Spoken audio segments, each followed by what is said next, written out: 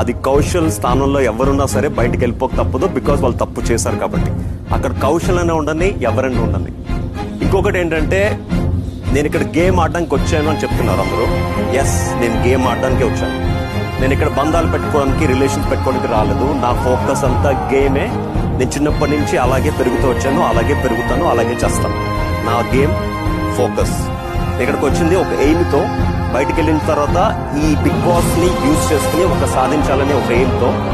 నేను అదే ఎయిమ్ మీద నాకు 24 గంటలు ధ్యాస ఉంటుంది. నేను అదే గేమ్ ని 24 hours పాటిస్తాను. దయచేసి కౌశల్ ఆడేది గేమ్ గానే చూడండి.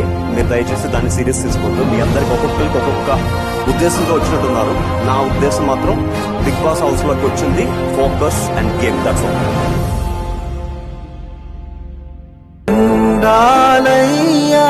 దండాలయ్యా మాతో